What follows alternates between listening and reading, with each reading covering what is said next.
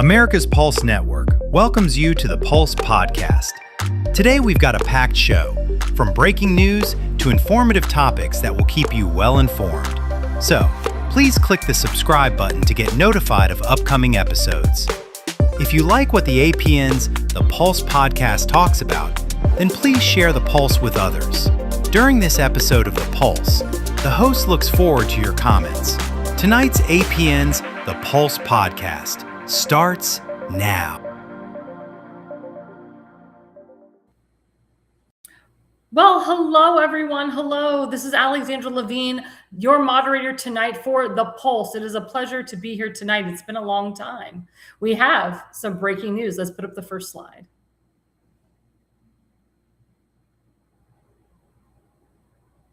So Libs of TikTok, my favorite woman, Jewish, by the way, she puts out breaking. Hannah Dugan, if you guys remember this judge, the Wisconsin judge convicted for helping an illegal alien escape ICE, receives zero prison time, and instead is ordered to pay just a $5,000 fine. How is this justice?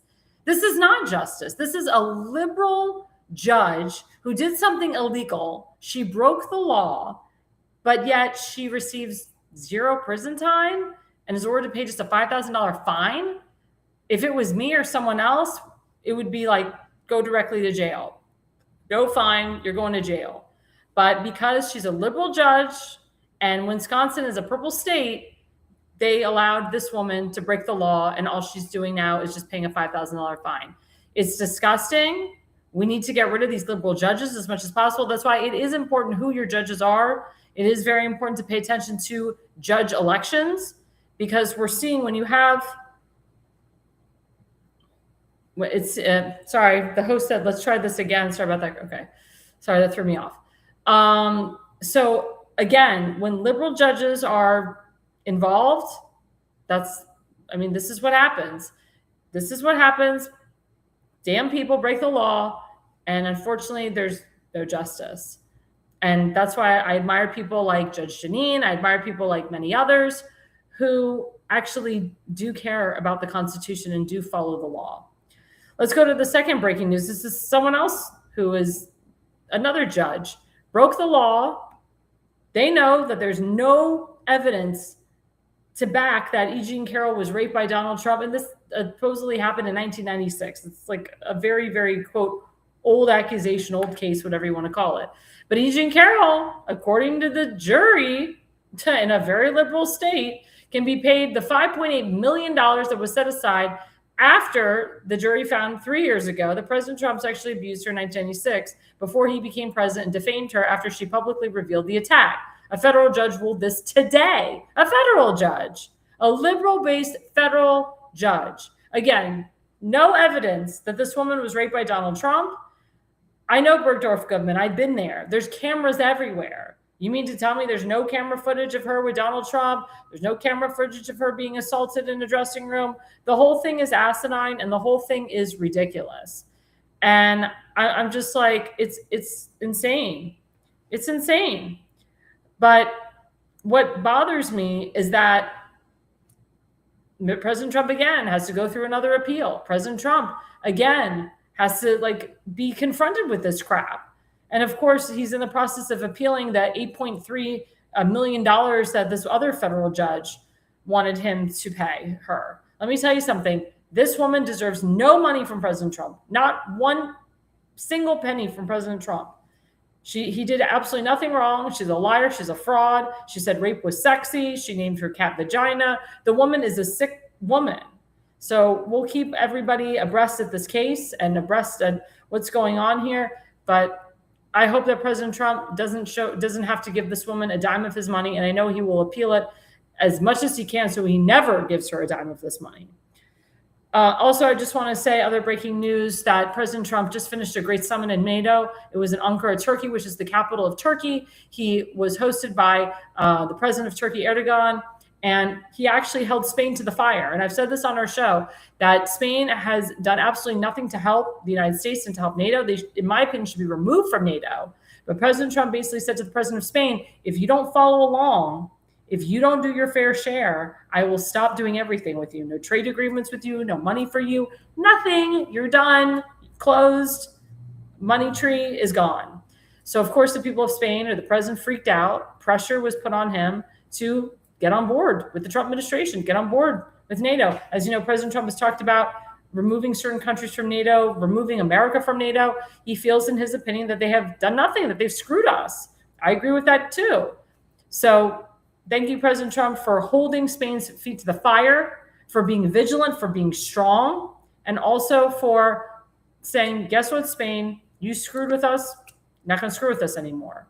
And President Trump, he just got back to Turkey safely. There was reports that the Iranian government was trying to kill him at this summit. Iran is awful, and they literally have had it out for him from the beginning. And the word got out that they were trying to hurt him again. They were trying to kill him again. So he had to switch planes, actually. He went from the plane that he flew from the people in Qatar that gave him a private plane that's now in London. And he stopped in London, and then he switched to Air Force One because he knows Air Force One. He knows that the plane is protected, and there's, he knows the plane. So he did that for safety reasons. So we pray for the president. We pray that he's okay, that the cabinet's okay. And again, he did a great summit in Turkey, and we'll keep you abreast on that further on in the show and also other shows down the road. But before we get to the guts of our show, we have with us my co-host, my buddy, Seth Eisenberg from the Conservative Corner.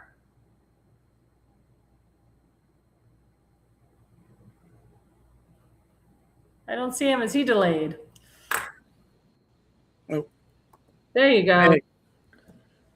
Yeah. There you are. There's maybe a slight delay, but we'll get through it. Don't worry. We'll all get through it. And of course, we have our wonderful, wonderful special guest who always comes on every week, the beautiful and the gorgeous Elana Barbera. Hello, nice to be here. Oh, Damon Sherrod's on. Yay, our producer. We need him. Oh, now he just walked off. Oh, well. Okay.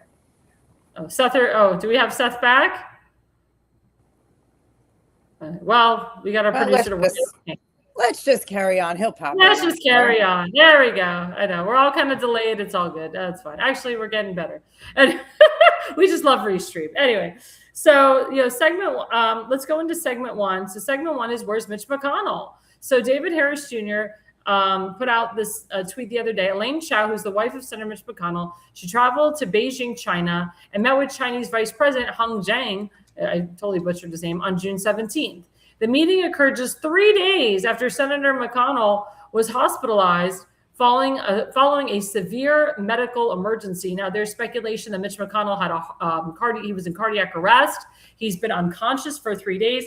But Elana, my question to you is, if this was your husband and he's a senator, and remember, she was a cabinet member of Trump's, in the first administration, why would she just take off to China 3 days after he was hospitalized?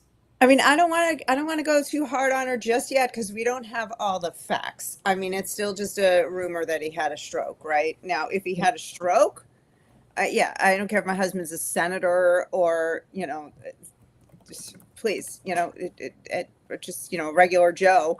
I'm not leaving him. If my dog had a stroke, I wouldn't go to a summit. I would stay home. So that'll be really bad, but time will tell. I mean, he may have not had a stroke. He may have been hospitalized for something that, seemed, really not that bad. And she thought it was safe for her to go. So, I think we're making a controversy here where there may not be one. That's my 2 cents. I agree. Seth, do you want to chime in before you restart yourself? Can you hear me? Yeah, we can hear you. It's just you're delayed. It's okay. Yeah, it's all crazy. I mean, like Elaine said, if that's your spouse, why would you leave them just because they're a vegetable now? I mean, till death do you part. That's the promise. So you got to hang out. Mm-hmm. So I mean, I feel sorry for the guy. I mean, professionally, I think he was a douchebag, but as a human being, I'm sorry to hear this happen to him, and I'm sorry his family's going through this. And if he's brain dead, there's really no coming back. So I can't wish him well. It If is that's what the it case. is now. We don't really know, though. That's the thing. Well, I think true. the bigger issue is that we don't know, and we're not being told, and we're being given a bit of a runaround. And who's doing this guy's job in the meantime? And votes are being held up because of him, and so things are being. That's really the bigger story here. I think, like that as usual, we're just being, hit with smoke and mirrors and no actual facts. Mm-hmm. I agree with you. Damon, sure, let's put up the second slide. This is Bill Waterman. This is the second one. So Bill Waterman said news sources are reporting Mitch McConnell is brain dead. He has not been heard from in 3 weeks and suffering a full cardiac arrest and is still in the hospital. If this is true, a special election would be held for his seat and Thomas Massie could potentially win it and be in the Senate. I won't speak evil, but will say the truth loud and clear that few men have done more harm to people than this man. May he get the reward he deserves when they pull the plug. Now, me personally, I don't like that. Elana and I and Seth, we all talked about this. We all believe in Judeo-Christian values, and we don't believe in wishing anyone ill. In fact, we do the opposite. We actually wish the person to get better. So I don't agree that Bill Waterman said they should pull the plug. But do you agree, Elana, with this source? And like you said, we're still trying to, navigate evidence here. Do you think that he's brain dead? Do you think that he suffered a full cardiac arrest and he's a vegetable, like some sources have already claimed? No, because I don't, just operate on rumors. But I can say that we did see those episodes where Mitch McConnell froze. Remember those over the past year? Standing there and all of a sudden he froze, and didn't he fall down once? So this man has been kind of the Walking Dead for a while, if we're being honest. And I'm not surprised, and I wouldn't be surprised if these rumors came out as fact later. I think, though, we have to still be graceful, and when we're speaking about somebody who's sick, and how this guy ended his tirade here, how bad it's going to be for him when they pull the plug. Come on, did you really need to do that? That was like when Trump said all those bad things about Rob Reiner, like right after he died. Like we were on this show, and I was saying the same thing. Like, dude, why? His kids are suffering. Where their parents were just murdered, and it's just not the time. Be sensitive to the family. Like, if Waterman doesn't like McConnell, be sensitive to his family. This is, obnoxious. I agree. But this also, goes to the claim that I've said and others about term limits. And we really need term limits for people in Congress, because this guy is like over 80 and he's having health problems. Dianne Feinstein stayed in the Senate until she was like 96 and she had dementia. There's other congressmen that have been there that have dementia and their staff members hide it. Nancy Pelosi, as you know, is a Looney Tune, and she's finally leaving. It's like these people wait till they're like 80, 90, or they're practically dead to either resign or they die in office. What say you in regards to, like, do you believe that we should have a term limit? Maybe like a congressman should be out of there by the age of 75 before they become, Alzheimer's or dementia age. What say you? Well, no, I don't think we should have it, but we should have term limits. We should establish a certain number of terms that you can hold in each office. Period. No matter what age you are. I agree. And that's and that'll I think that'll solve everything, because I don't think anyone's going to run for their first term at 78 years old.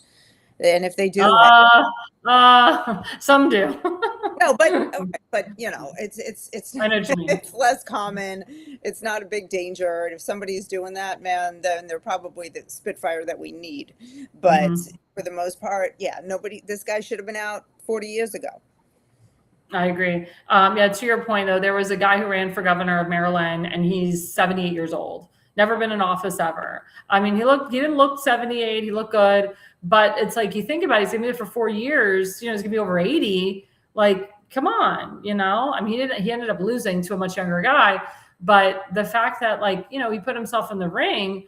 And, he tried to act like he was Donald Trump, which he's not. And then he said, no, don't talk about Donald Trump with me. I don't want to hear about Donald Trump. But it's like, dude, you're 78 years old. Like, you know, you have a great life. You lived a great career. Like, why did you have to get involved? You know, it's crazy. I was talking about Ed Hale Jr., Seth, just now. Okay. Yeah, one of the things like we were talking about is like term limits. Like this, in my opinion, this is the point of we need term limits. This guy's over 80 years old. He's not doing well. You have people in Congress and the Senate that were there till in their 90s. You know, this is why we need term limits. What say you? Me? Yes, sorry. Oh, I'm sorry. No, Term limits, yeah. Because unfortunately, not enough people vote to make voting the term limit tool. I mean, we've had people in Congress and the Senate who are wearing diapers, who don't have bowel control anymore, but we allow them to make laws and do things and tax us or declare war and not declare war. I mean, these people are incontinent, and we let them make decisions that I wouldn't even let my grandfather use a remote control if he were like that.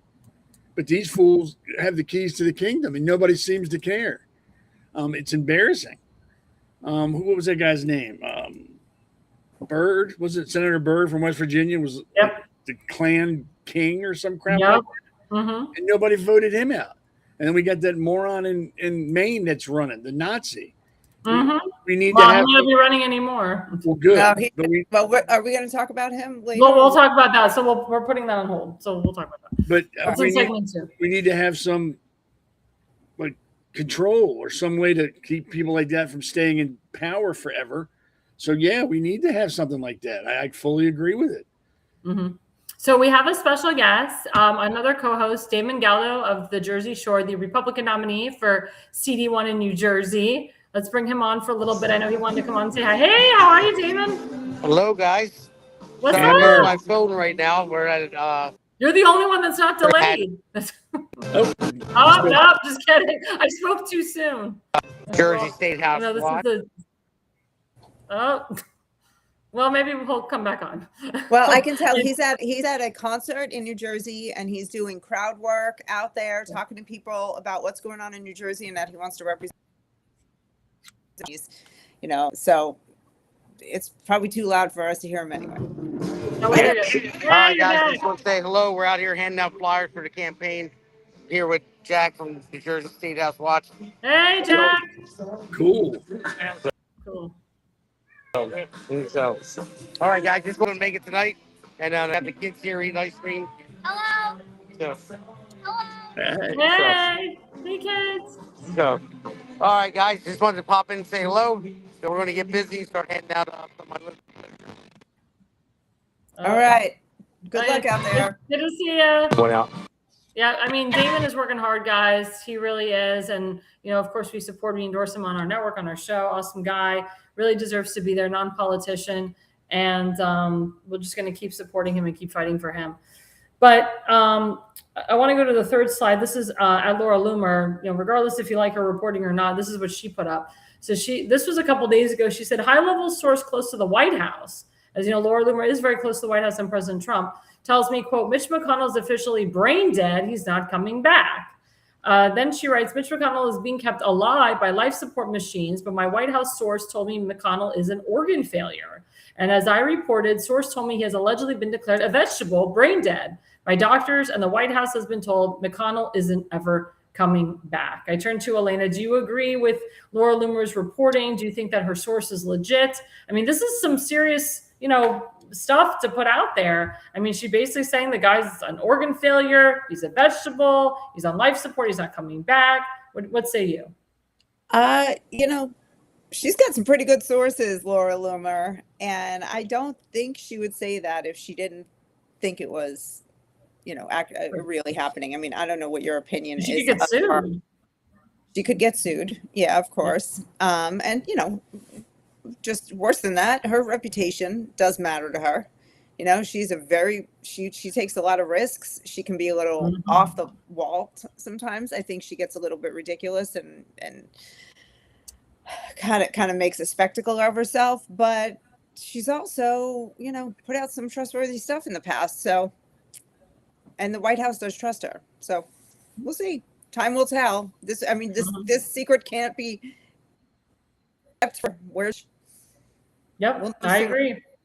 I agree. Seth, what say you? Do you agree with Laura Loomer here? Do you think she's got some legitimacy with these accusations? Yeah, she's been pretty spot on in the past. I wouldn't. I'd assume that nothing has changed. I might have waited until like the family made an announcement just to cover my butt. I mean, but like I said, she's been pretty spot on in the past. I don't think there's any. Well, there's always a chance, but I think it's a slim to none chance that she's wrong. That's very true. That is, yeah, I agree with you. But what I've noticed on Twitter, especially, is that she's getting hit by a lot of people. People are telling her to shut the F up. They're calling her conspiracy theorist. So a lot of times when I read that, I'm like, oh, she triggered somebody. Oh, she's onto something. Usually they attack someone when it could possibly be true. And as to Elena's point, she is very close to the White House. I don't think she would put that out there, unless it wasn't true. But I agree with Seth also because the family should be coming out with a statement. Sometimes you should wait for the family to come out with a statement. But what I blame is Mitch McConnell's staff. I blame his chief of staff, his campaign manager, his team, his White House, his press secretary, whoever works under Mitch. I do blame them because they work for the pleasure of Mitch. They speak on behalf of Mitch, and they should be coming out with something so that we, the American people, aren't kept in the dark. And if this is all a ruse, so the Save America Act doesn't get passed, that's really shitty too.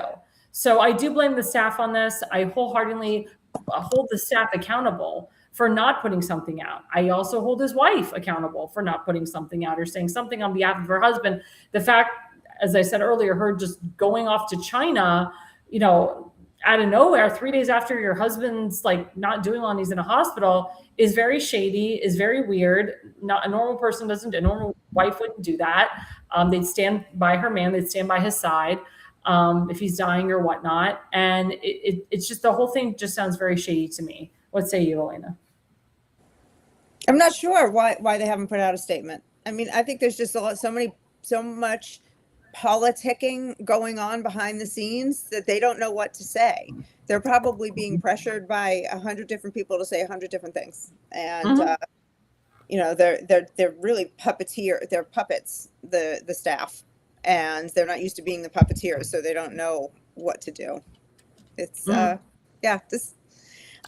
this might end up being a movie. Yeah. Oh my God, made for TV movie. Last word, Seth, on this topic. Who knows? Maybe they've already maybe he's dead. Who knows? I mean, really, only they know. So maybe she's made peace with it. Well, if he's brain dead, he's dead. I mean, he's being kept alive by machines. He's gone. All you're looking at now is a pile of meat. So maybe she's made peace with it, and hey, I got to do what I got to do. I mean, he's not there, sitting by the bed, doesn't really do anything anymore. He doesn't know I'm there. So maybe she's just trying to keep herself occupied until, the funeral. Maybe. Or I was thinking, she's trying to put her ties together, her assets together.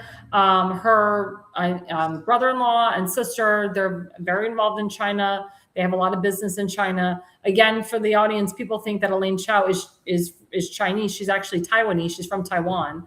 But her family and her in-laws have a lot of ties to China. So does Mitch. So, maybe she's trying to cover up something. Maybe she's trying to shift something from one account to another. You never know. There's a lot of seedy stuff that, went behind the scenes that we don't know. And then she's like, oh, crap, my husband's dying and things are coming up. And, I need to change this. I need to do that, cross my T's and dot my I's, to make sure that everything is kosher and everything's legit. That does happen. Yeah. But what say you, Seth? That could be it. Maybe maybe there's money in his name and she's got to get it before he passes to make things easier. I mean, that could be very well. It could just be something as practical as that. Maybe it's like, hey, I got millions of dollars tied up over there under his name while he's still alive. I got to go get it while I can. I mean, it could be just as simple as that. Mm-hmm. I mean, I hope nobody's putting like sinister things behind it. I mean, it's not like she snuck away. Everybody knows where she's at. Everybody knows where he's at. This is not like under the table, behind closed doors. Everybody knows what's going on where she's at. I think maybe that's right. Maybe it's just money. Maybe she's got to get it out while he's alive because it's easier to do now versus when he dies, and you have to produce all sorts of documentation. Because I know when my mom passed, and God knows she wasn't a millionaire, just to get her money out of her account took weeks. They needed this and duplicate birth certificate, other thing. It was ridiculous. So maybe she's just trying to head that all off. We never know. But we're going to take a quick break. Come stay with us. We are live. Segment 2 is very juicy. Each segment that we do is juicier and juicier. Please, guys, like and subscribe. We are on 15 different networks, connections. We're on Rumble. We're on Spotify, Substack, Facebook, TikTok, Parler, True Social. You name it, we're on it. So please stay with us. Again, I want to thank everybody who's watching right now. I know there's a lot of people that are watching. They're not commenting around the country and the world, so I appreciate that as well. But stay with us, guys. We'll be right back after the break. Welcome to America's Pulse Network. This is APN's very own White House correspondent, Alexandra Levine. This is so amazing and miraculous. We've never had a president in the history of our nation doing this. And we hope to God that he continues doing this forever and ever. Thank you. God bless you, everybody. And God bless President Trump. And God bless you. Hello, everyone. This is Alexandra Levine with the America's Pulse Network. I am the White House correspondent right here in the heart of D.C. as President Trump is celebrating 250 years of America and the military. Subscribe and follow America's Pulse Network on the above social medias.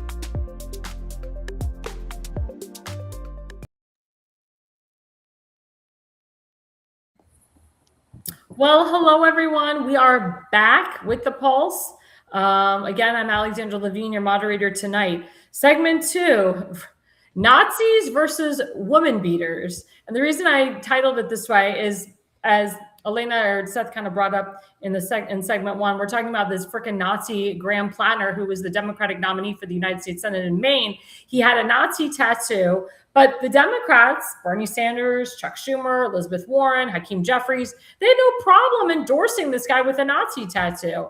But when it comes out that he is a wife beater, a woman beater, he sexually assaulted and raped these women, and now every day it's this woman's coming out and saying he raped her and this and that. Oh my God, he's a liability. It's a problem. We have to push him out. And they have less than a week to get someone to replace him. Question is, who are they going to replace? So let's put up the first slide. This is by Ben Shapiro. So Ben Shapiro, the Maine Democratic Senate ticket is in total chaos after Troy Jackson, the leading replacement for scandal-ridden candidate Graham Plattner, was hit with assault allegations. So they have this leading replacement, and he's got crap too. And now let's put up at Fox News. Let's put up that slide too. So another explosive allegation is surfaced against embattled Maine Senate candidate Graham Plattner. Just a day after he was publicly accused of rape, Plattner was accused by an ex-girlfriend of secretly removing condoms during sex after she explicitly told him to wear them, according to a new report by the Washington Post. He would pull condoms off, Lindsay Fifield told the newspaper. He would do it in a sneaky way. He wouldn't tell me.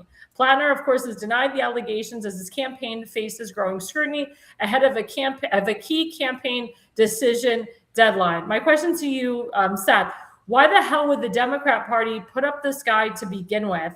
What in the hell? And again, the irony, the guy is a Nazi. He's got a Nazi tattoo.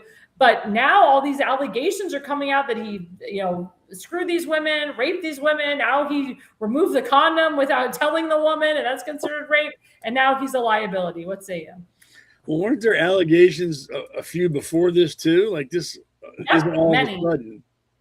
Yeah, no, many. This one came out all of a sudden. This is brand new. Yeah, but I mean, before these two, there was more previous to this, right? There was more, and he kind of hinted on MSNBC with Joe Scarborough's wife, Mika, whatever the hell her name is, that there was more coming out supposedly, and she was like, "There's more." So yeah. I mean, maybe I'm old-fashioned or however you want to look at it, but if someone comes to me and goes, "Hey, look at my Nazi tattoo," yeah, I'm not supporting you. Yeah, I don't care what you're running for. You don't have my support. As a matter of fact, you probably shouldn't run for anything public office-wise because you're a Nazi. Yep. Correct. And you would figure that would be enough for people to go, "I'm not voting for the guy. He's a Nazi." But no. Then he's accused of what? Strong-arming a girlfriend. Not sexual assault, but just like assault.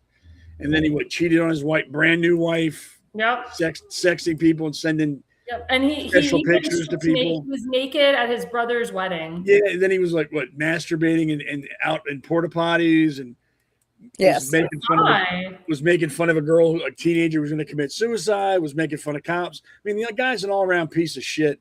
And I never again want to hear from the left, believe all women, because they don't. It's ridiculous. And I'm glad he's stepping down. Maine should be embarrassed. The entire Democratic Party in Maine should be fucking embarrassed. And this nation should be ashamed that a Nazi got that far in the election process and isn't getting put out because he's a Nazi. He's getting put out for allegations, and that's what they are right now. They're allegations. They're not. There's no proof. So he's getting put out for accusations versus a goddamn Nazi tattoo he had on his chest. That was okay. That was fine. Now he's been accused of stuff. We got to get rid of him. It's a joke. The Democratic Party is a joke.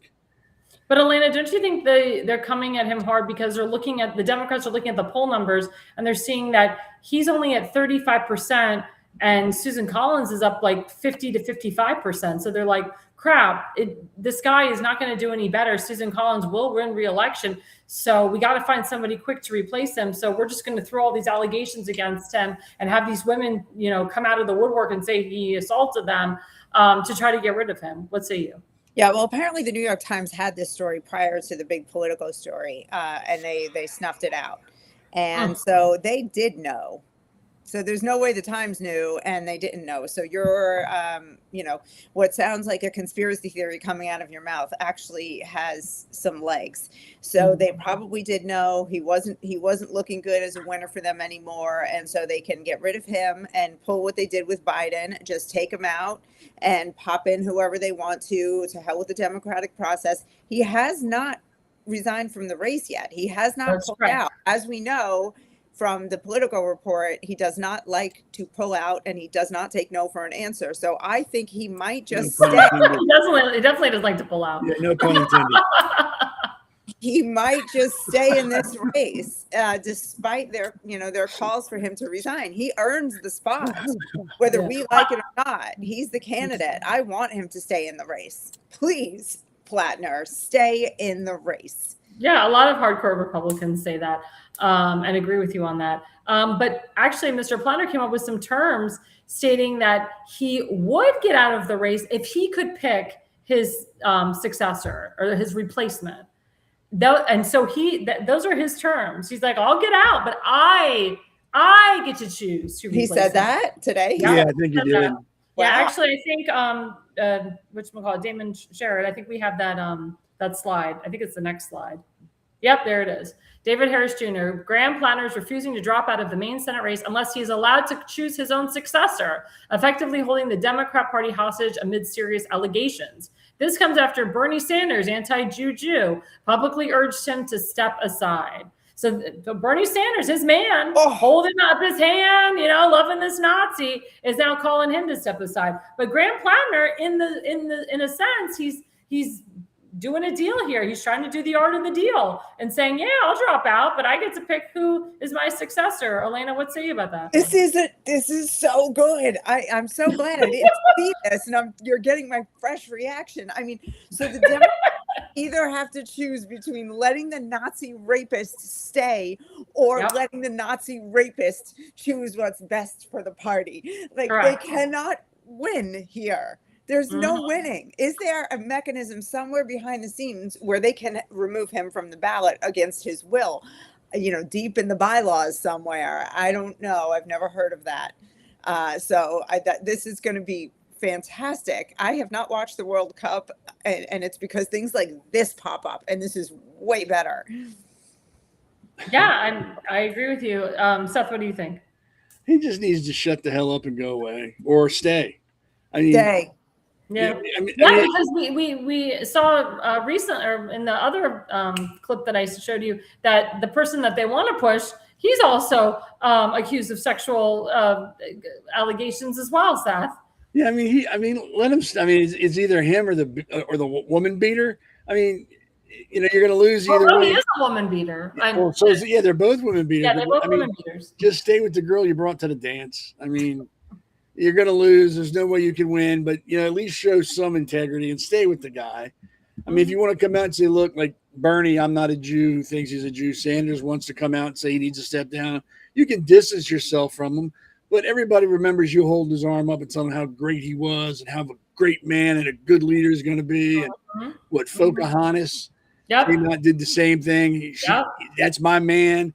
These pictures will never go away. Those videos will never go away. People will remember you always as the idiots that supported a Nazi. And at that point, everybody knew he was a Nazi.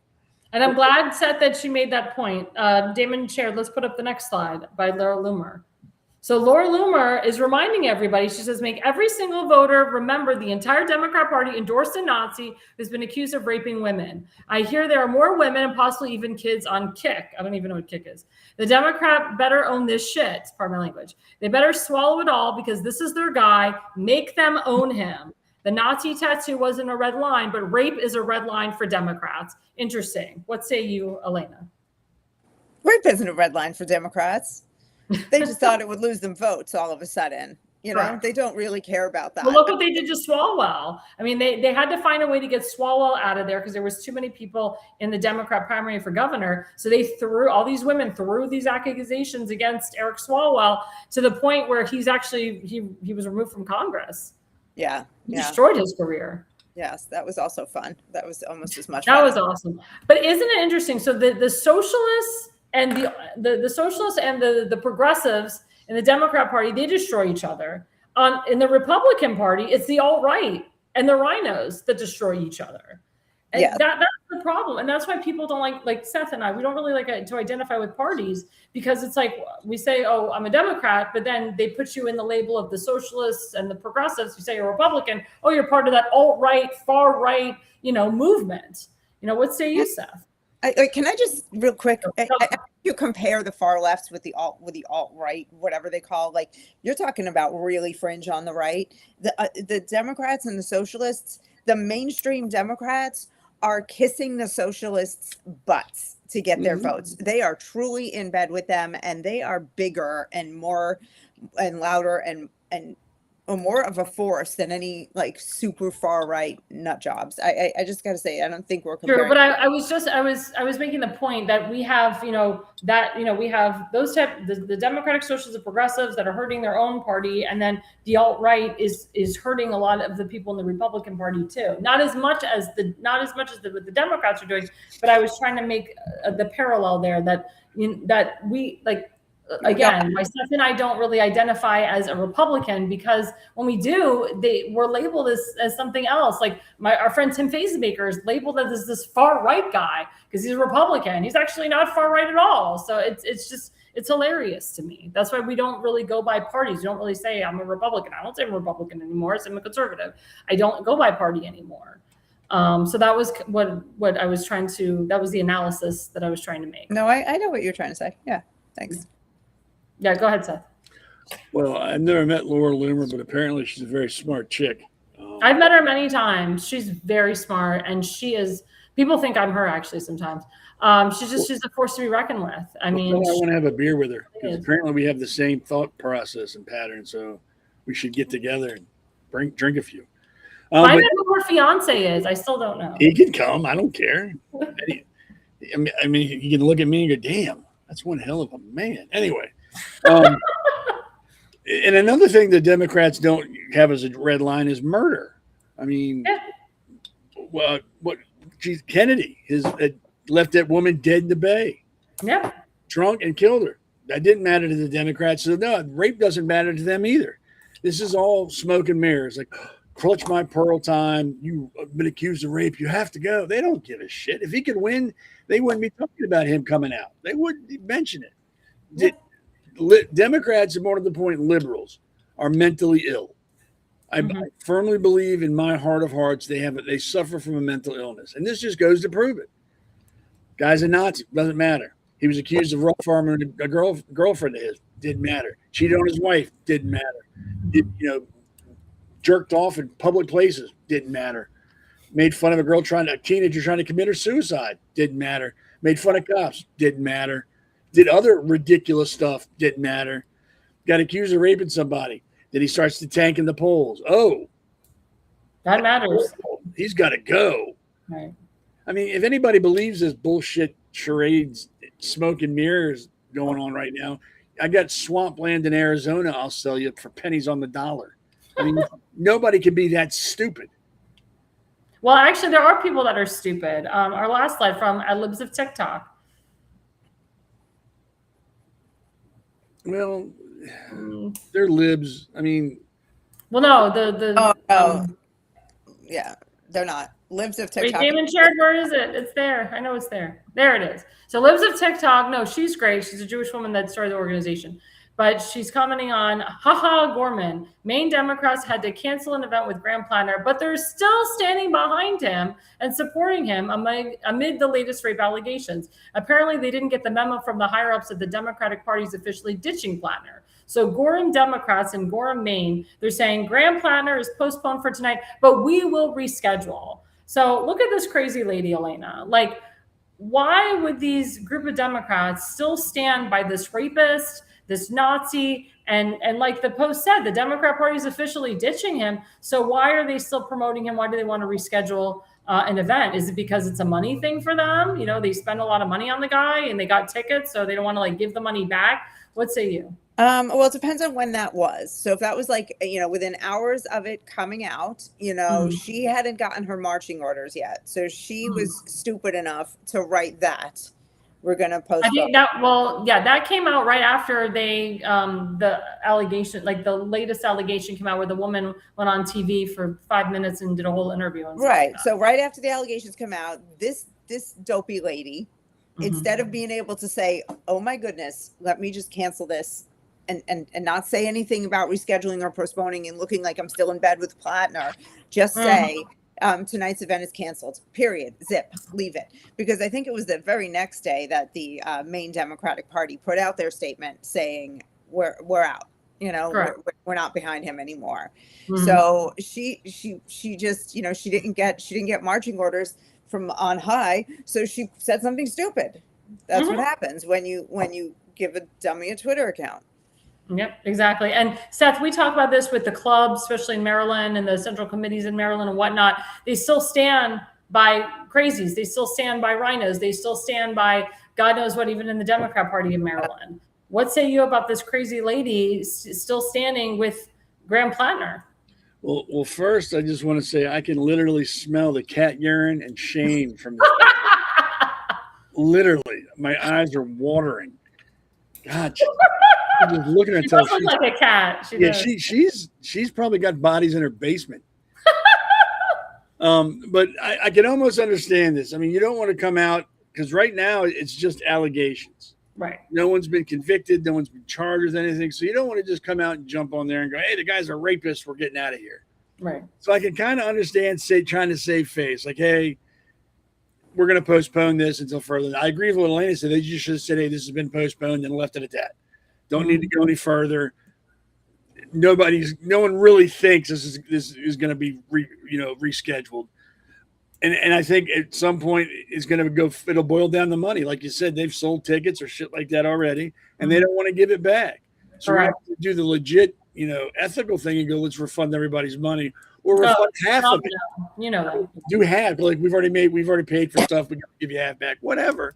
They're just going to keep stringing it along until someone goes, hey, look at my money back or I'm going to sue you. That's the liberals in a nutshell. Nope. It's not about right. It's not about wrong. It's not about, facts or truth. It's about money to them. They just want control and money. And this just goes to show that. They could send the money back and this all would go away, but they're not going to do that. They're disgusting human beings with a mental illness. I agree. We're going to take a quick break. We'll be back with segment 3. Please, guys, like and subscribe us. We are live right now on Rumble, on TikTok, on True Social, on about 15 different connections. Stay with us, guys. We'll be right back with The Pulse. Hey, it's great to be on with you. This is a great podcast. It's a lot of fun and it's informative and it's real information. It's none of the frills and none of the nonsense that you hear on the legacy media, just telling the story of what's happening right now. It's what I do with my newsletter that I get out to anybody who wants to see it. It's what you're doing with this podcast. America needs to know what the real deal is, and you're the real deal. Well, thank you, Congressman Jeff Andrew. He's up for re-election too, so don't forget to vote for him, and also for Damon Galdo. Damon Galdo is running for Congress in CD1. So this segment is a little bit, it's more fun. So we celebrated 250 years of America, which was so significant. I actually painted my nails, if you can see them, of the American flag. I usually don't go too patriotic, but I wanted to this time. So I happened to be in Maryland and DC for this beautiful moment because I wanted to be there. I first started with the Dundalk Fair. I walked 4.5 miles, 2.5 miles up and back for Tim Fazenbaker. Threw up during the parade because of the heat. It was like 100 degrees. It was very hot, and I was wearing a jacket like a crazy woman. But I didn't want to get a sunburn. But then, I actually ended up seeing the fireworks in Dundalk, which was beautiful. And then I came back and I watched the whole beautiful fireworks set of DC. And then the next day on Sunday, I pretty much spent about 8 hours at the Great American Fair. And if you guys haven't gone, if anybody hasn't gone, it's still open until July 10th. So until Saturday. So you guys got to get down there. It's a whole day affair, and they represent all 50 states, and they have a huge Ferris wheel, and it's just so beautiful. So let's put up the first image. This is of the Ferris wheel. It goes very slow. It's a very slow Ferris wheel. I didn't have a chance to go on the Ferris wheel, but the way that they put it together, it's just that Ferris wheel is in the heart of the Capitol, as well as the heart of all the states when you see them.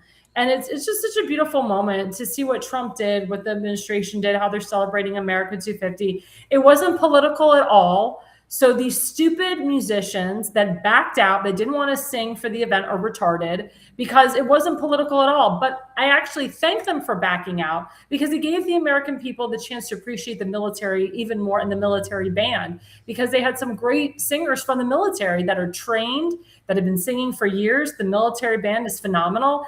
And it really showed America, the true Americans, the people that serve our nation, the people that serve under our flag. And I pivot to you on this, Seth, because you were in the Navy, you served under our flag. What do you think about these idiots, these musicians that claim that this whole thing was political and they didn't want to do it? There were some that decided to still do it, like Flo Rida and Vanilla, not Vanilla Sky, whatever, Ice Baby, Ice, whatever his name is, Vanilla Sky. But, what do you think about that? What say you? I mean, it's ridiculous. I mean, I don't remember anybody boycotting Independence Day when Biden was president. Mm-hmm. I don't remember anybody boycotting Independence Day when Obama was president. I mean, sometimes you just got to shut up, put politics aside, and then just enjoy the day. I mean, it doesn't make you less of a Democrat if you celebrate the independence of the Independence Day. Correct. It doesn't make you more of a Republican because you do celebrate it. It just makes you an American. I mean, and it all goes back to liberals have a mental illness. It's tangible. You can see it. It has symptoms. I mean, I'm not trying to be funny. I mean, these people have an illness. And part of that illness is being miserable, being angry and being frustrated 24/7 over stupid shit. Like they were complaining about the fireworks. Oh, he's going to kill people because air quality is so bad. People and older people and children are going to die. Stop. Listen to what you're saying out loud. And then stop. Just enjoy being American for at least a day. It's all it takes, just a day. Hell, do 8 hours. And then you can go back to being a miserable son of a bitch that nobody wants to be around if you want to. But just give it 8 hours. Try it on. Take it for a spin.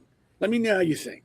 I agree with you. And, for the note, or just to tell the people, President Trump paid for the fireworks on July 4th. He spent millions of dollars on those fireworks. He used multiple different firework companies to produce the show that he did. There was not one taxpayer dollar that went into those fireworks. It was all President Trump. Another thing I want to show, Damon, sure, let's put up the buy slide. So this is the Lincoln Memorial and the Washington Monument. In between that is that beautiful pool, that body of water that President Trump did everything he could to make sure it was finished by July 4th. As we remember, liberal judges were trying to stop him from having that finished. My pivot to you, Elana. Look at that body of water. Look what President Trump created, because that water was disgusting before. And that water is so significant because it connects the Washington Monument to the Lincoln Memorial, What say you about that? How President Trump celebrated America, how he redid the whole pool. And I said, only President Trump could redo a pool like he redid the Walter Rink in New York City. Yeah, I think it's a shame that anybody would poo-poo making American monuments beautiful and making our capital clean. And it should be, the shining city on the hill that it deserves to be. These people poo-poo anything. There was a video of the people going around who were like, holding up signs, cheering for the algae to take over the reflecting pool. I mean, we're dealing with completely mental patients. Mental patients. Yes, thank you. I couldn't find the right word for deranged. So I was there. I filmed some of my documentary there when I did the documentary about the pornographic books in schools. Some of it you'll see the final cut is inside the Lincoln Memorial interviewing people.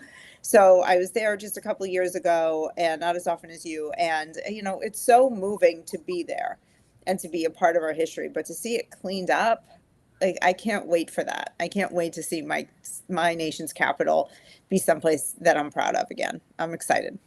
Yeah, and then of course, the liberal assholes, they were bitching that Trump was redoing the West Wing, and he actually just redid the opening door, to the West Wing, which is beautiful. Why wouldn't people champion that? Even politicians, why wouldn't they champion it? Oh, it's President Trump. We can't praise him. We can't say thank you, President Trump, for redoing everything.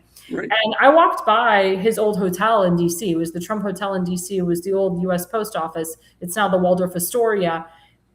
It's a dump. I mean, it's not beautiful. It's not like when it was Trump's hotel and you knew it was Trump's hotel. And I know that the president is looking into buying back that hotel because it needs to be redone. I mean, there was trash everywhere. There was barricades everywhere. It wasn't like the hotel that when Trump bought it and redid it and remodeled it. And I went inside and they changed a lot of what Trump did to it. And the fact that, he's back, he's a builder. We know this. I used to say everything he touches turns to gold. If you ever go to Trump Tower, everything is gold inside. I mean, he comes from nice. He knows nice. If you go to Mar-a-Lago, it's nice. It's beautiful. It's like a mini Versailles. So why would the people not be appreciative of this? Why? Of course, the Democrat politicians are going to shit on him because it's President Trump. But again, you can't just have one nice day. You can't just go to the Great American Fair and praise the president, and maybe not even praise the president, but just praise the whole day and what is taking place there. What say you, Seth? Well, because people with an IQ above a flip-flop, they can go to a thing like this and remove the politics from it, and they can be separate. Mm-hmm. Like the state fair thing, they can take the politics out of it. They can take out, well, Trump's buying it. They can remove that from the whole equation and just enjoy the day. When you're an escaped lunatic with the IQ of a flat tire, you can't do that. Everything is revolving around Trump. Everything is Trump's fault. Everything he does is wrong. There's nothing right about him. I don't understand how people like that, what's the word, sustain and live and thrive in this world. I mean, I can't imagine going through life as miserable as they are constantly. Yeah. Elana, what say you? Yeah, I mean, as miserable as we were under Biden, we still weren't seeing in the streets and cheering and running around screeching, holding signs. We were still productive members of society, going about our days and living with our families. I mean, these people have cut themselves off from friends and family because of their Trump derangement syndrome. Correct. Which is a real thing, by the way. Real diagnosis. It's a real thing. It's a real problem.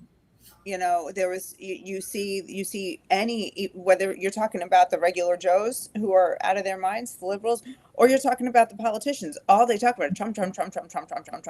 Like it's like they have Tourette. Say it. It's just terrible. I agree.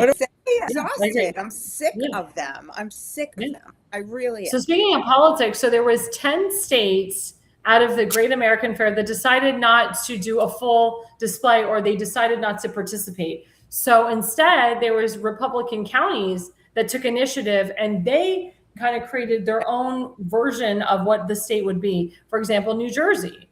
So instead of Josh Shapiro, the governor, or sorry, not Josh Shapiro, Mickey Sherrill, wrong state, Mickey Sherrill, the governor, putting effort and putting in money to acknowledge New Jersey as part of a state.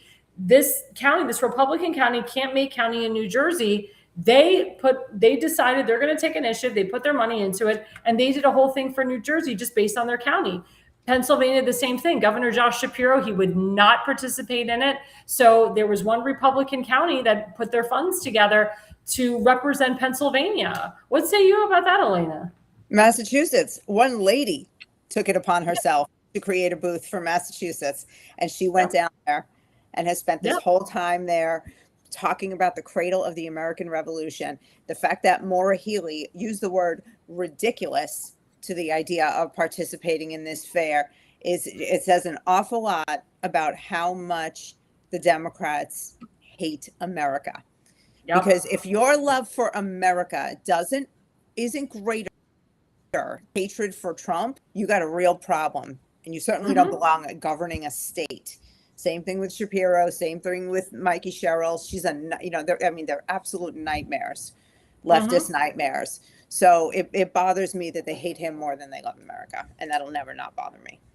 What say you about it? I can tell you, Seth, I went to Maryland. They closed it. They wouldn't let anybody in because they said, based on the heat advisory, this is Westmore, we can't have people come in. It's like, wait a minute, we're walking inside of a building where it's air conditioned. Why would they close it off? Why wouldn't we be allowed to walk in? So what I did, I stood in front of it and I just took a picture like I went to Maryland. They did the same crap when you tried to walk into the DC exhibit. They closed it off. They said, sorry, it's too hot, can't come in. What say you about this? I'm glad it happens. Now we know who are Americans and who aren't. Now it's obvious. There's no more hiding or, do they really like America or do they know? Now we know. And they should be ashamed and embarrassed of themselves. There's no, like I just said, they can't separate the politics from the thing. Everything is about Trump. Everything that happens in this world, everything that happens bad to them or bad to anybody, it's Trump. And I don't know how to explain it. Because I don't live like that. I don't live my life around one thing and let it drive and control every aspect of my life.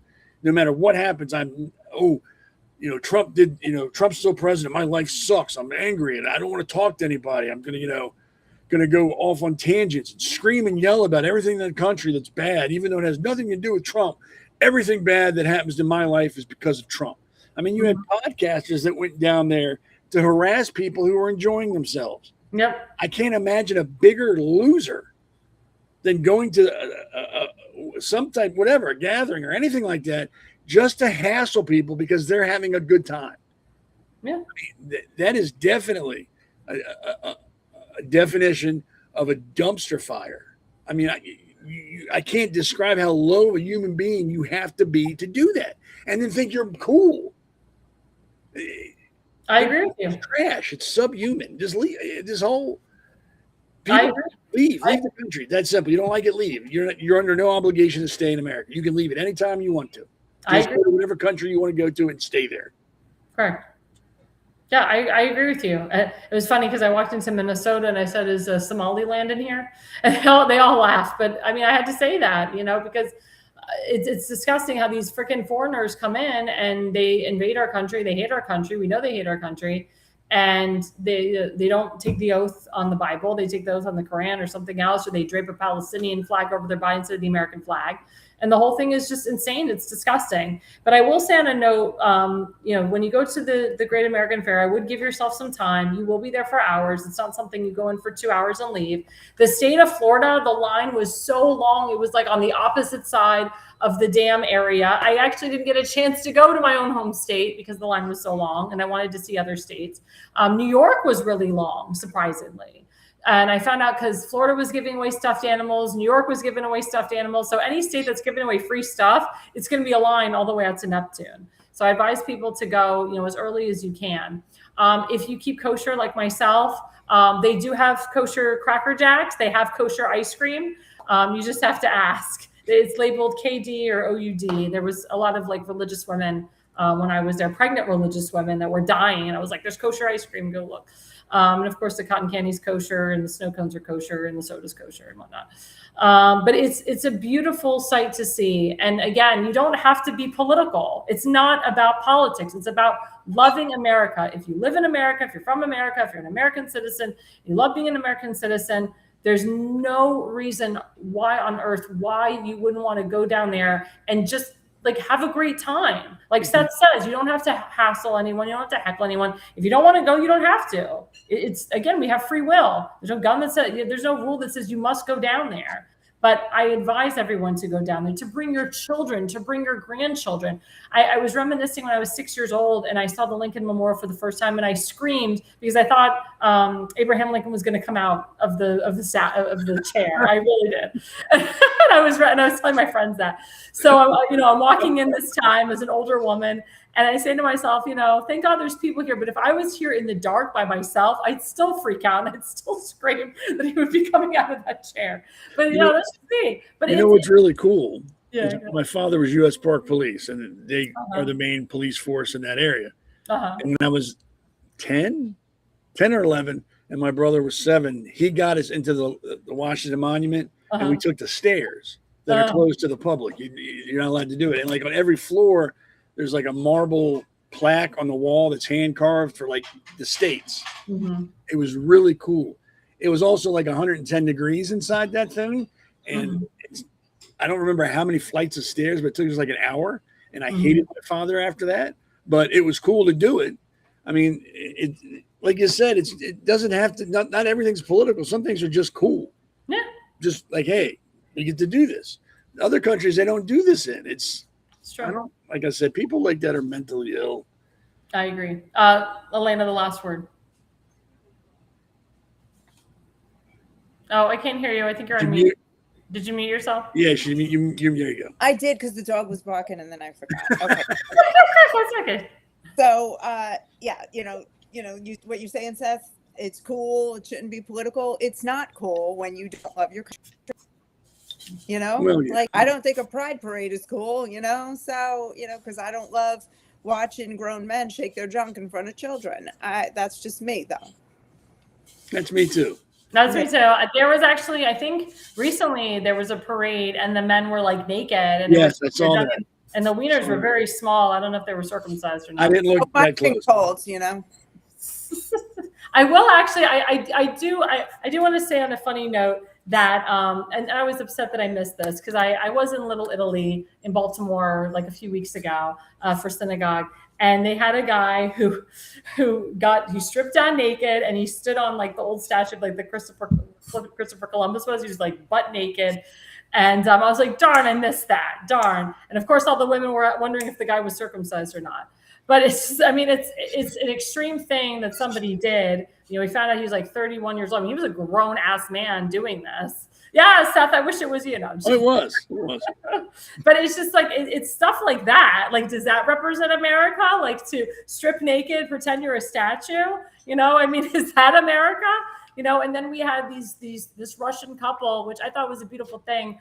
They went up on the skyscraper and they had this beautiful banner, and that's got a lot of attention about love and the power of love and everything. And then it shows the guy proposing to her, and they got arrested, and the charges against them are just insane. They're accused of burglary, trespassing. It's like major charges against this couple who really didn't do anything heinous, in my opinion. Yes, it might have been illegal to go up to the skyscraper, but they're not terrorists. People thought they looked like terrorists because they were all masked. But I mean, they did a beautiful thing, and they were showing a beautiful thing, and they're known to go on these skyscrapers for years all over the world, and they don't get arrested in those countries, in those states. But New York City, they're like I'm afraid they're gonna throw the book at them. I hope they don't. They won't. I mean, it's beautiful, but I'm saying like that's how people represent America. That's how people represent America to them. And, we need to, understand that everybody thinks of America in a different way. But I'm going to preface the damn musicians who claim that they love veterans, who claim they love America, the fact that the majority of them backed out of this. And who was it that backed out? Yeah, Brett Michaels backed out. What's he, like 90? Who gives a shit No, about Brett Brett Michaels, Michaels? I mean, he's a younger guy, and he won Celebrity Apprentice.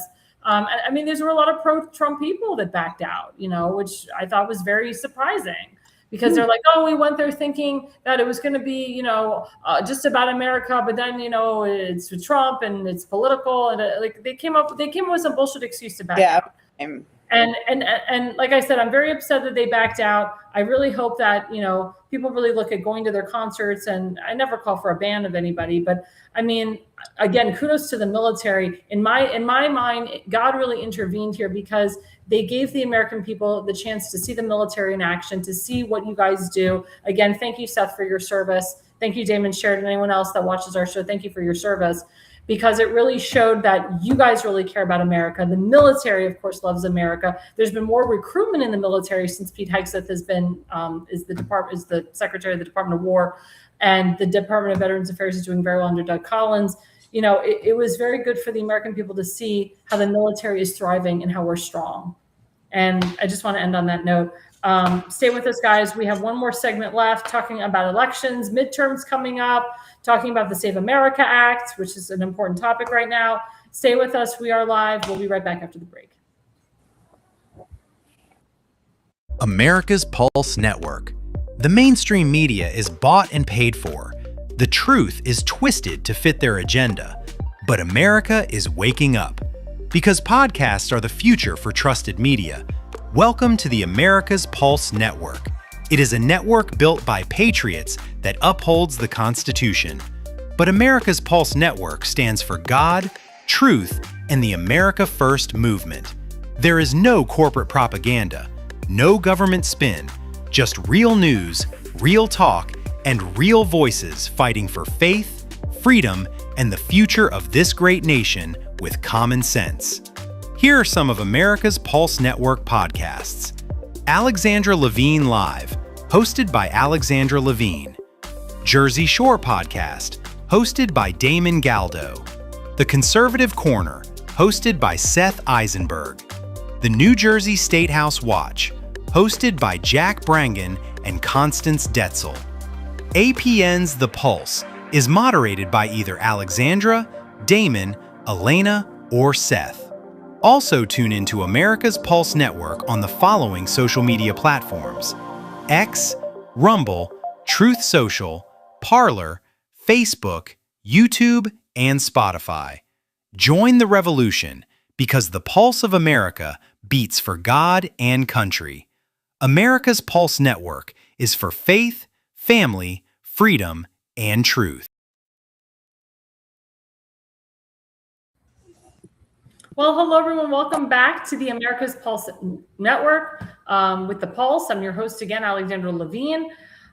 Segment 4, of course, we're talking about the midterms, the elections. We have some big elections coming up. I'm glad that we have Florida and Maryland, and I want to talk about these two states. Even though they're very different, there are some similarities in regards to what goes on in the Republican Party, and also Democrats, Florida Democrats and Maryland Democrats. Maryland is a very liberal state. It is Democrat controlled. Florida is complete opposite. It's a hardcore Republican state that is hardcore Republican controlled. The first slide I want to bring up has to do with Maryland. Let's bring it up, Damon Sheridan.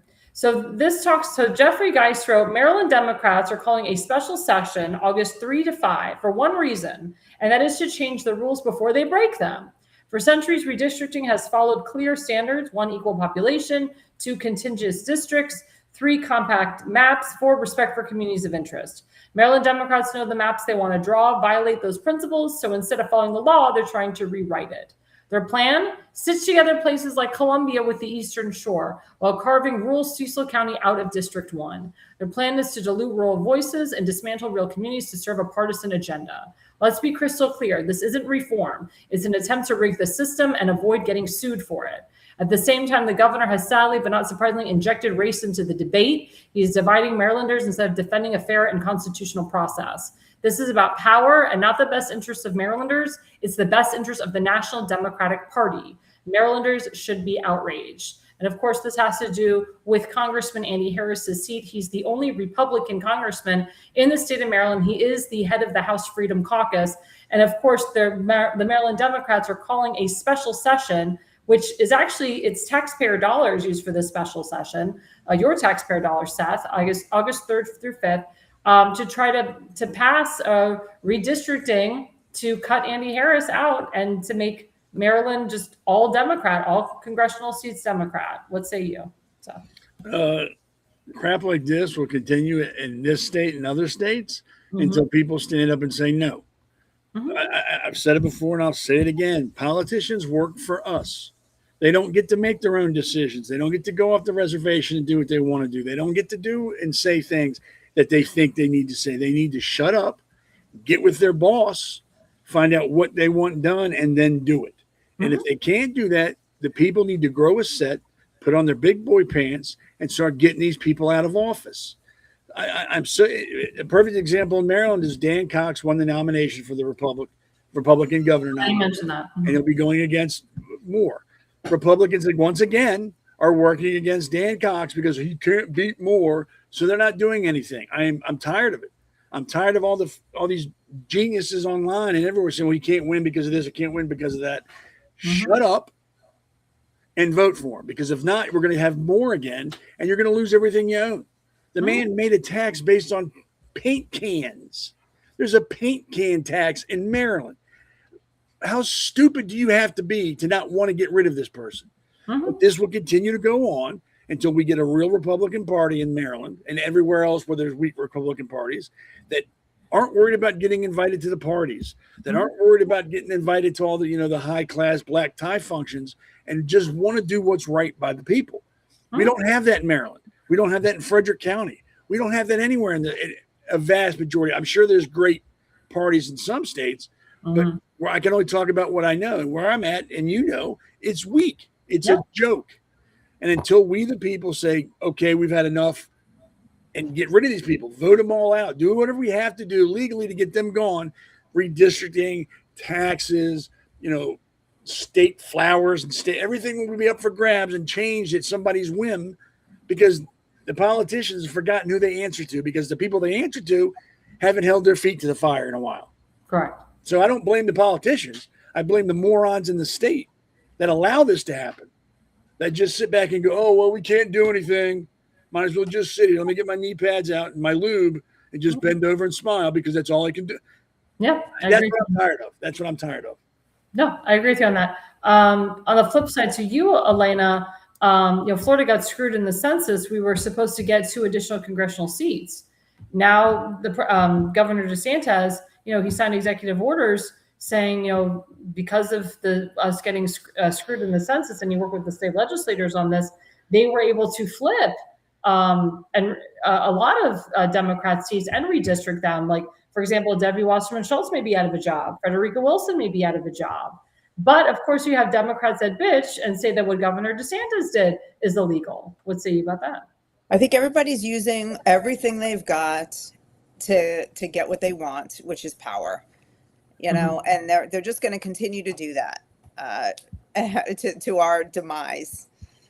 And so at some point, we're just throwing barbs at each other, and no problems are actually being solved by anybody. I mean, my team on DeSantis doing it. Of course, I'm like, it suits me.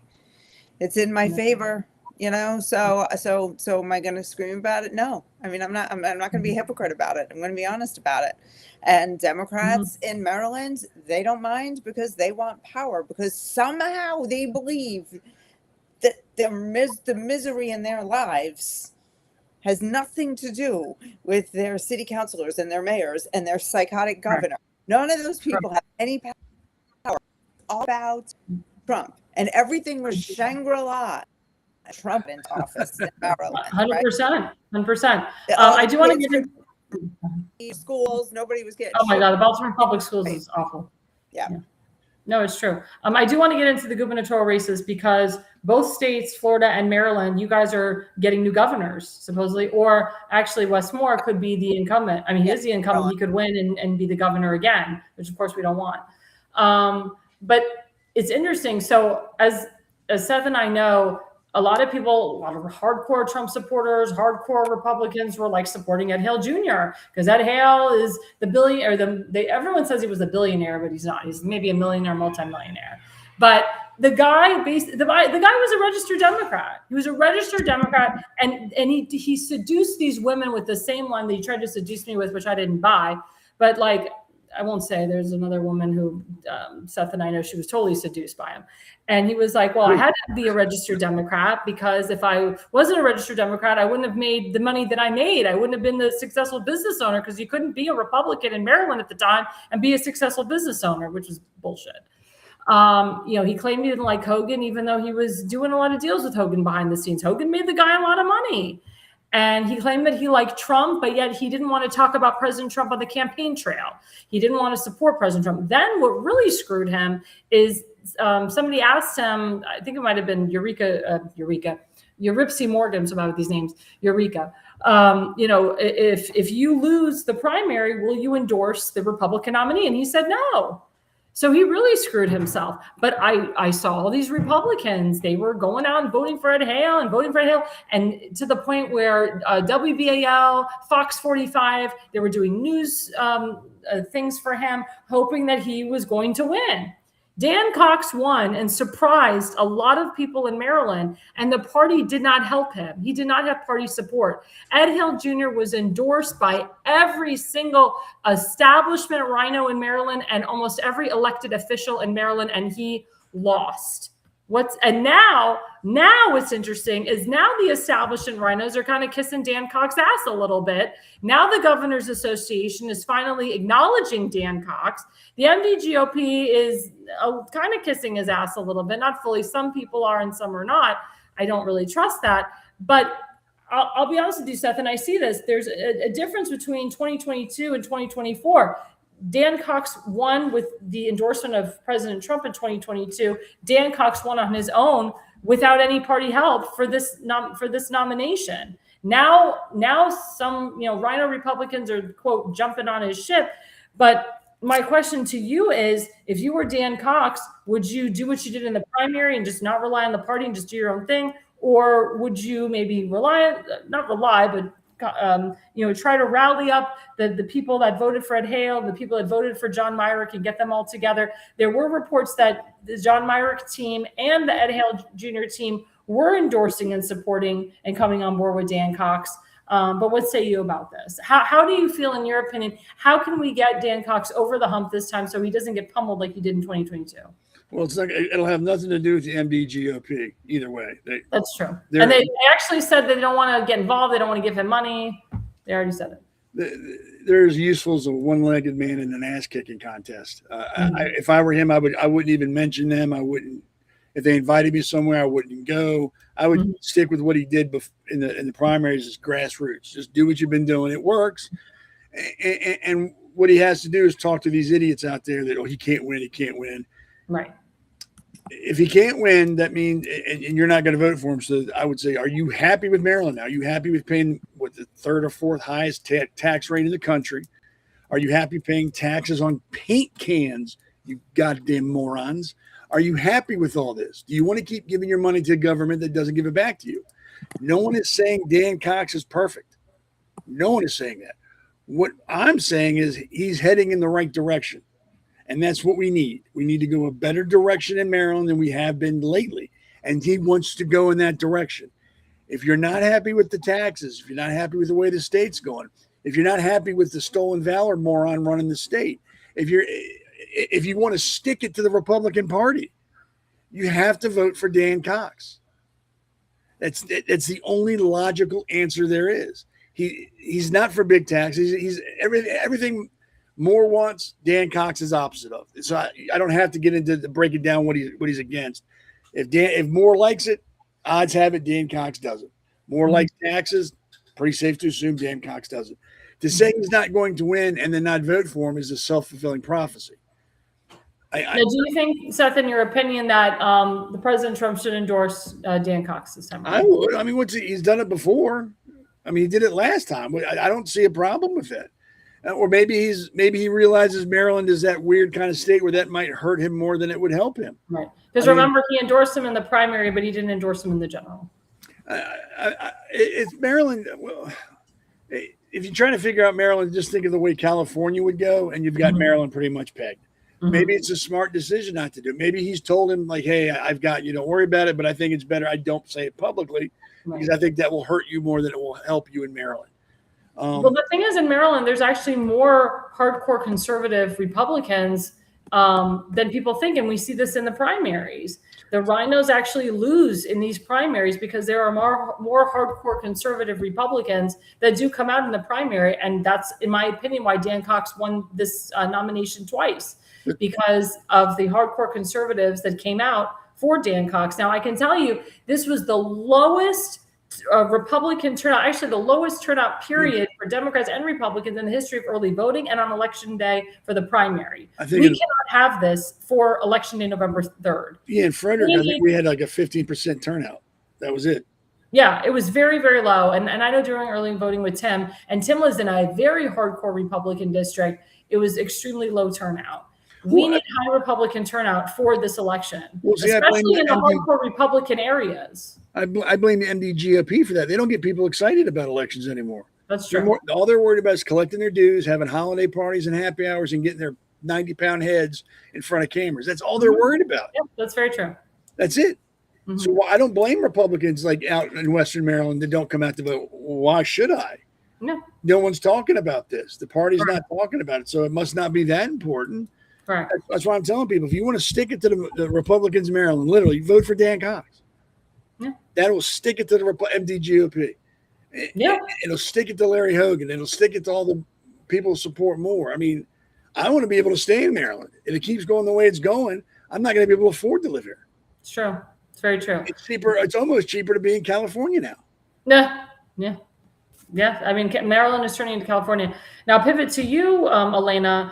Now, Ron DeSantis is term limited. He's out. And, of course, the front runner is Congressman Byron Donalds. But I'll be honest with you, talking across Florida, people are not excited about Byron Donalds like they were excited about Ron DeSantis. And, this guy, Paul Renner, is very good. He's a businessman. People like the lieutenant governor, Collins. But it's very hard in Florida when you see, Byron Donalds is at 42% and everybody's like in single digits. So if you're a Floridian and our primary is August 18th, it's that Tuesday, you say to yourself, well, if I don't vote for Byron Donalds, I'm going against the guy that Trump endorsed, and Byron Donalds is probably going to end up winning the primary anyway. But people are very concerned that it may be a hard struggle for him to win the general. And as you noticed in Florida, the first time around with Ron, he barely won against Andrew Gillum. They completely underestimated that guy, completely. Thank God that we didn't get Andrew Gillum because the guy was just arrested in Alabama for drug possession. I mean, it's just hilarious. The guy was in the news again. Yeah, this is true, Seth. Like he was in the news again. This guy could have been our governor. He was the former mayor of Tallahassee. He made Tallahassee a dump with the drugs. But, I want your opinion on this, Elana. Do you think that Byron Donalds has what it takes to be the next governor of Florida? And are you excited about him? Because I'll be honest with you, the Floridians I talked to across the country, they're not as excited as they were for Ron. Me personally, in my opinion, I do not feel that Byron Donalds will be the same governor that Ron is, in my opinion. He's not. I don't think he's going to be the same governor that Ron is. I think he's going to. I don't dislike him. I don't dislike him either. I have issues with him. I'm looking at the other candidates, and some of them are just more appealing to me. Except for Fishback. I like Collins. I don't mind Fishback. I haven't seen anything he said that I didn't like. But I like Collins. So far I've seen Collins and Fishback, and both of them look good to me, but Donalds is going to take it. And I haven't really looked at I haven't had a chance to look at, the polling on, each one of them versus the likely Democrat. And that's where, that's my concern at this point. Because say, all right, you don't like Fishback or whatever, but say I'm okay with Donalds, I'm okay with Fishback, I'm okay with Collins. I'm going to vote for whoever has the best chance of beating winning at this Yeah, point. I agree with you too. Yeah. And yeah, I'm a rock in a hard place because I support President Trump. I do support the majority of his the people he endorses, but I'm just me personally. I'm not excited about Byron Donalds. I'm not excited as much as I was excited about Ron, and I worked with Ron. And I mean, Ron had to change his whole entire stance because he was down 20 points before the big debate. Trump endorsed him, then he flipped up, and I was there for that debate between Ron DeSantis and Adam Putnam, and Ron just killed it. I mean, he just murdered Adam. I mean, meaning he hit him on every single point, and Adam didn't know what to do, and Adam just unraveled. His whole campaign unraveled, and then Ron just became this powerhouse. And Ron has been a phenomenal governor. He's been better than Rick Scott, in my opinion, better than Jeb Bush, in my opinion. I love him. And yeah, I really love him as the governor. So it's going to be very hard, in my opinion, to have a Byron Donalds. I just, I mean, of course, if he's the nominee, we'll support him. We'll, do everything we can. He's terrible. No, he's not terrible. He's not Ron. He's just no one Ron shoes. Yeah, go ahead, Seth. I'll come down and run for governor. Don't worry. Oh, please. Yeah, no one's going to fill Ron's shoes. I would like to know what Ron's doing next. Any ideas? Well, there's been some hints. I mean, there's speculation. I've said this on my show last night. Ron is not done. I don't think, in my opinion, that Ron should run for president in 2028. I think he kind of screwed himself by running for president in 2024. He would make a good VP. I do agree with that. But I believe that he will probably get a position with Trump in the cabinet in some capacity. Or he may actually wait and run for the United States Senate when Rick Scott retires. That's another thing that they're looking at as well. If Ron didn't want to run for president, I would wait. I mean, I would totally wait. I'd wait 2032. Yeah. I would wait. I would not do it in 2028. I think he really screwed himself. I'd like to see DOJ. Yeah. I mean, they're looking at that. They're looking at him. He won't be the head of the DOJ. That's going to Todd Blanche, but he may work in the DOJ in some aspect. They may put Blanche going to get it? Is that going to work? They're saying that he's going to get it. They're saying, I mean, I'll be honest, he's doing much better than Pam Bondi. He's doing a lot better job than Pam Bondi. He's getting a lot more things done. I'm sorry? On his first day, he did better than Pam Bondi. Yeah, I mean, Pam was a big disappointment. And she was a big disappointment. She opened up Medicare cases, in my opinion, that didn't need to be opened up. She went after the wrong people, in my opinion. Todd Blanche is actually going after the right people. I can tell you that people that have committed welfare fraud, that took an Alford plea deal and think that they're like fine and dandy and they can just go on like screwing the people of Maryland and other states, I can tell you that case is being reopened and they may have to pay that $39,000 that they owed to the state of Maryland. So yeah, that's a big thing. So the Medicare thing, Medicaid fraud, that's a huge thing. And it's big in Ohio too, actually. So I'm glad that Todd Blanche is really taking the initiative with JD Vance to get that resolved and solved. But yeah, I mean, I definitely think there still is a future in politics for Ron. Do I think he's going to be president one day? I don't know. To be honest with you, I don't. I think maybe VP is more in his future, in my opinion. But we'll see. I would not rule out him becoming a United States Senator of Florida. I will not rule that out either, because Rick Scott eventually will retire. He is a guy that believes in term limits. So I do believe that, in my opinion, Ron DeSantis will possibly be a U.S. Senator of Florida. But like I said, I don't think he's just going to go away quietly, and his wife is all about power, and she wants him to stay as long as he can in politics and continue with his pension, because the longer he stays, the more the pension he gets. And she's a little bit greedy, in my opinion. So she won't want him to stop, in my opinion. That's all I have to say about that. And then, of course, we have, New Jersey. We have our friend Justin Murphy. He's running in a very tough seat. He's going up against an incumbent, Cory Booker, who's a mess. And, New Jersey, there's a lot of cheating, a lot of stealing. It's very liberal. And I was very happy that he won the primary. I really was. And it's funny because I talked to a bunch of Jewish people, religious Jewish women that were kind of on the fence. They didn't know who to vote for. And they ended up voting for Justin Murphy in the end. So I'm proud of that. But what say you, Elana, about like these, again, very hardcore liberal states with these very great candidates, these very conservative candidates? How can we get the voters to make it too big to rig? So if they do push out a bunch of damn mail-in ballots, it's not going to matter because it's going to be too big to rig, like what Trump did. It's going to have to be on the ground, grassroots. I mean, talking to people one, because the New Jersey is just like Maryland. The GOP, the RNC have completely abandoned candidates there. They don't give them any money. They give them very little support. Otherwise, in-kind support. And so, these are winnable races if they have, just a little more money. Somebody like Justin Murphy running up for Senate, running up against Cory Booker, $22 million. Justin Murphy's got a better message, and Justin Murphy knows what the people want. He doesn't need 22 million. He doesn't need to match Cory, but the RNC or the GO, was it the RNC? I think. It's the RNC and the New Jersey GOP. $400 million they've got. I mean, and they just abandon blue states. It's like they don't even win. Correct. So it's this is gonna have to be like a hand of God and grassroots.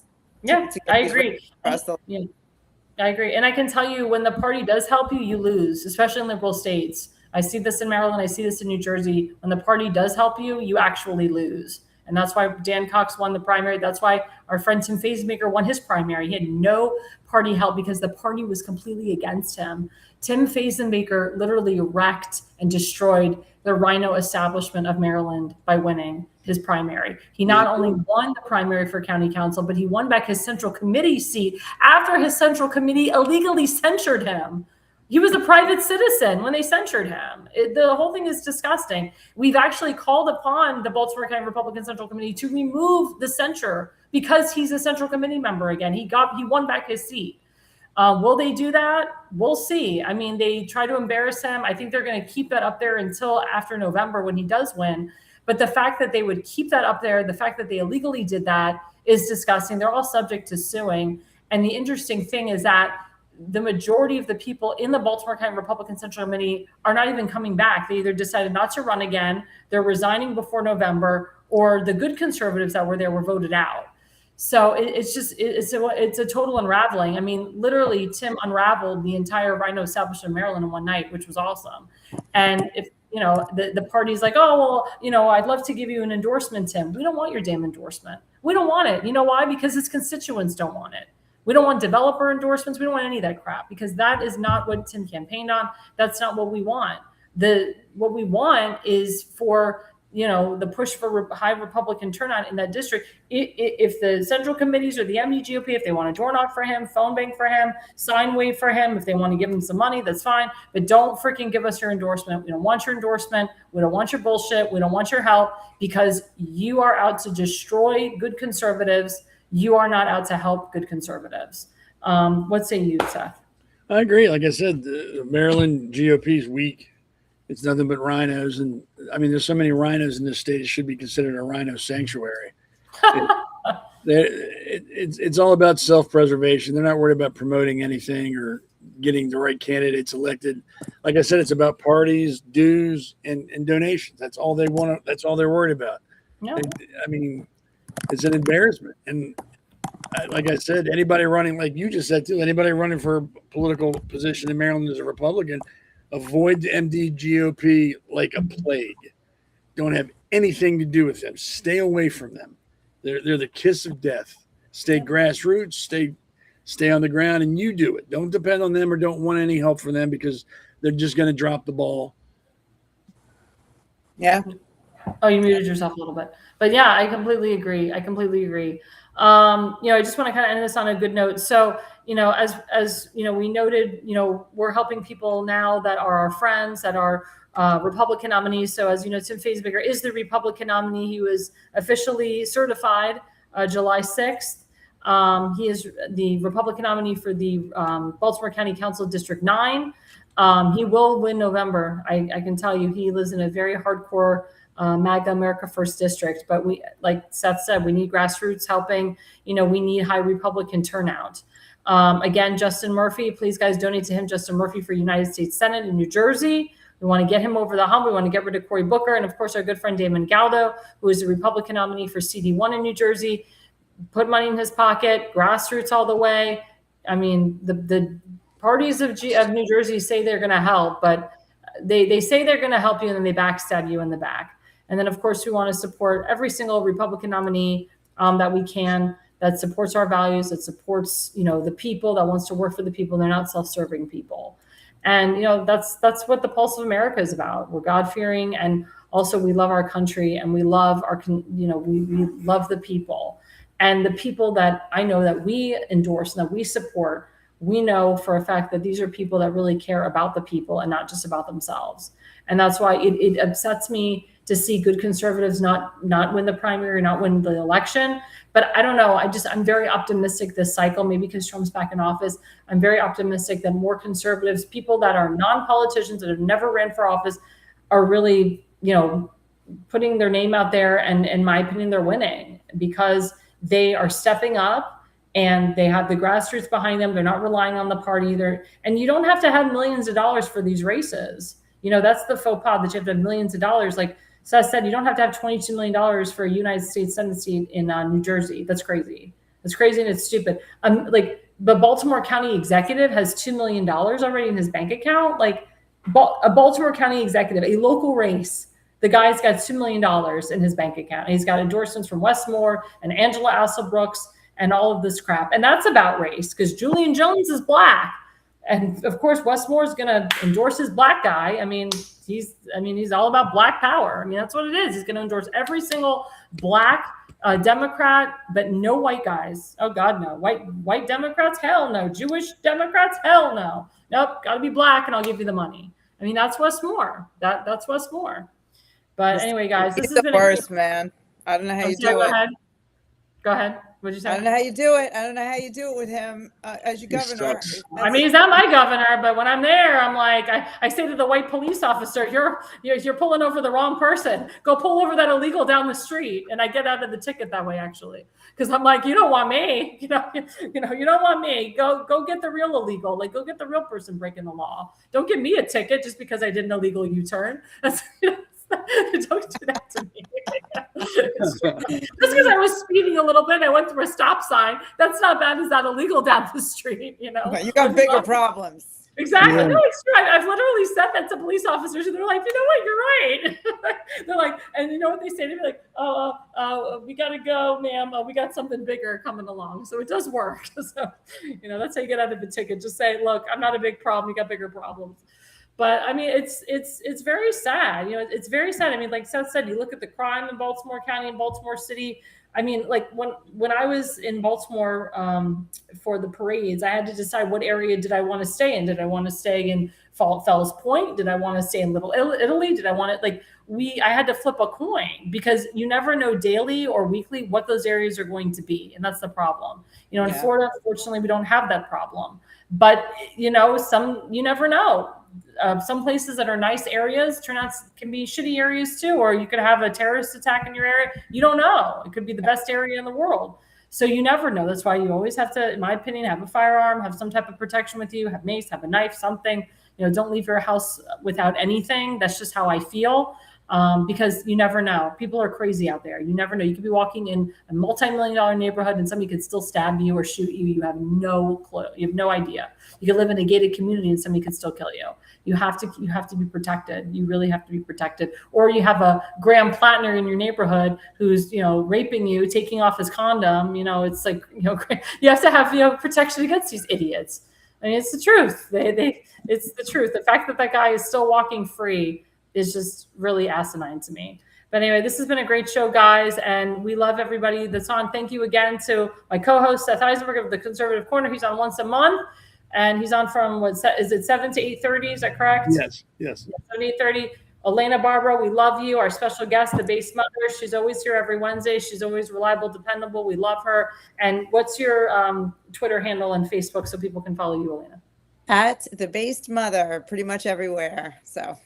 Awesome. We love you. And thanks again to Damon Galdo for coming on. He's going to be on Monday night with the Jersey Shore from 8 to 9 p.m. I'm Alexandra Levine live on Tuesdays from 8 to 9:30, sometimes Thursdays 8 to 9 p.m. Don't forget tomorrow night, my show. And then we have the New Jersey State House with Jack Brengan and Constance Stitzel. They're the second to the fourth Tuesday of every month. And we appreciate everybody. Of course, we have the Pulse every Wednesday night here from 8 to 9, 8 to 9:30. Now it's almost 10. So thank you guys so much. And we really appreciate it. And again, we are the Pulse of America. We bleed for God, for country, America first. Thanks so much. Have a great night, everybody.